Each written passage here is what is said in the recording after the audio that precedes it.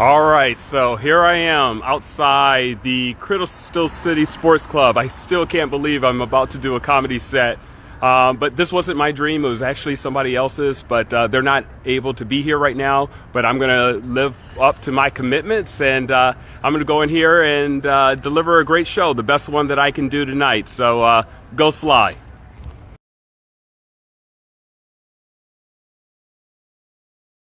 All right, guys, every now and then we get a little treat, and someone comes up here for the first time, which is always awesome because this shit is hard and seemingly pretty scary, right? So, guys, I want you to show your love and your support. Make so much goddamn noise for Sly!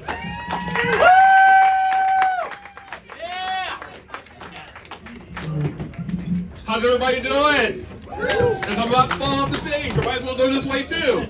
All right, here it is. Here's the center. All right, so this is my first time doing this, and I wasn't planning on doing comedy. You know, I've been working on my doctorate degree for the last few years. I just picked up my degree earlier, this month. So major accomplishment, right? So what the heck am I doing up here? I couldn't figure out anything else better to do with my degree? No. But I wanted to come up here and just give this a try. And I'm going to tell you a little bit more about why I'm here later. But, are you guys confused by the weather right now? I mean, because it's been like hot, then it's cold, then it's hot, then it's cold. And it's like, you don't know what to do. So a couple of weeks ago, remember when we had that ice storm and it was really bad outside? What were most of you doing? Staying at home? Staying inside? And so we're probably not out driving around with our four wheels, right? But a buddy of mine was out walking up a hill during an ice storm, and I'm sitting at home minding my own business, and then I hear my phone ring, and I'm like, hello? He's like, hey, I need your help. Help with what? He's like, I've fallen. I'm like, you've fallen?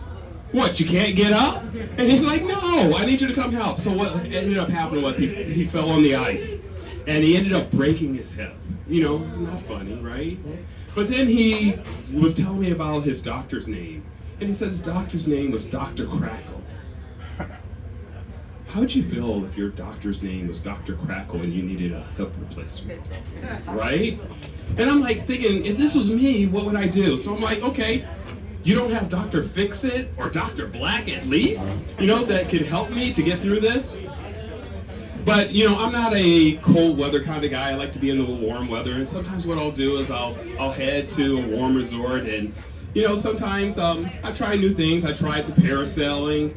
I tried, the jet skis. And then I said, you know what? I'm out here. I might as well try, going out into the Atlantic and do some scuba diving. So I did one of those resort course. And basically went through my certification. They said I was good to go. I was ready to go out and do my scuba diving out in the middle of the Atlantic. And then I'm on the boat, and then we get to our location. They drop the anchor, and then this guy comes over to me and he says, I need you to put these weights on. And I'm like, weights? Nobody said anything about weights in the training. And then I slowly looked around the boat,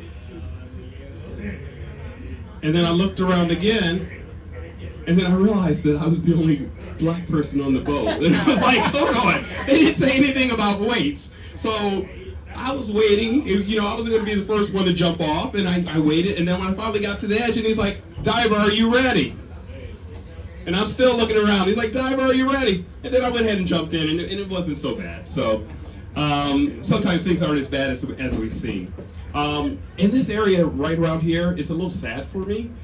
Because my mom lived in this area for about 25 years, my late mom, and I took care of her for, nearly the entire time. And for any of you who are caregivers, give yourself a round of applause.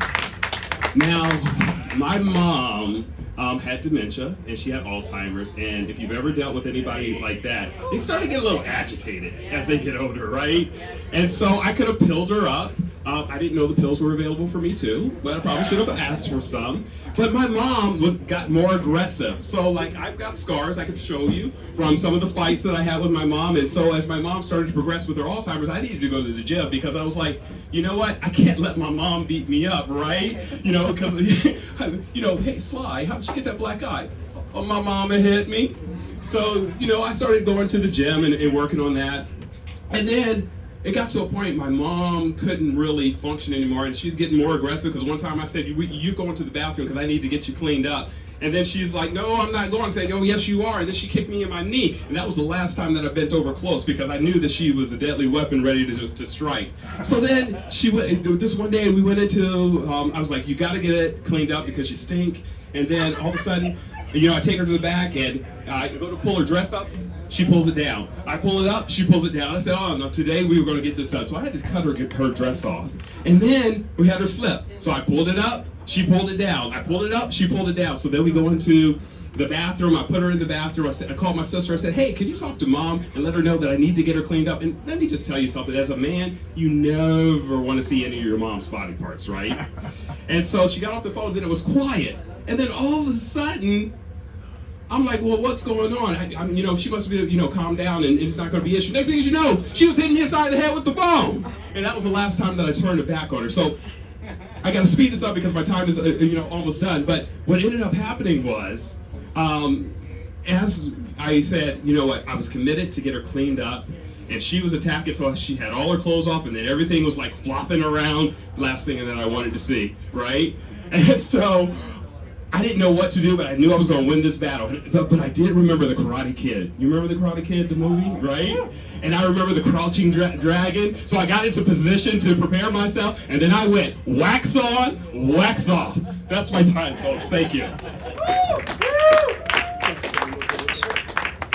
So I just want to share this with you really quickly. So I do not want to be a comedian. I actually had a former student. Actually, one of my former students is in the back right there. Louise, how you doing, man? Thanks for coming out. Yeah. And so I didn't want to be a comedian, but one of my students, I believe, could be a brilliant comedian. So the only reason that I signed out was because I wanted this person to do it. I said, because I believe in you so much, I will do this. Unfortunately, that student is not ready to prepare, isn't prepared to do this yet, but I went ahead and did it anyway. The last thing I want to tell you really quickly, and this is a serious point, and it's about mental health. So it's really interesting that around this time, 10 years ago, a local library read some of my writing as I started to write online. It was about belief. And they asked me to present on a healthy living series. And then when I was asked to present, they asked me what would I want to talk about, and I said, I don't know, belief. Well, sadly, approximately 3 weeks from this time right now, 10 years ago, I made my last planned phone call and I nearly ended my life. And so I am literally happy to be here right now because I almost didn't make it, and my brother realized that I was in a medical emergency, and he kept calling back until I answered the phone. My brother Johnny, I thank him for saving my life. And so I just want to say something. If you are going through any type of mental health issues, tell somebody. It does not make you weak. And I thank God every day that I'm here 10 years later, and next month will be the 10th year since my near suicide, and I've done a lot of amazing things, including becoming Dr. Stacy L. Young. So thank you very much. Have a good night.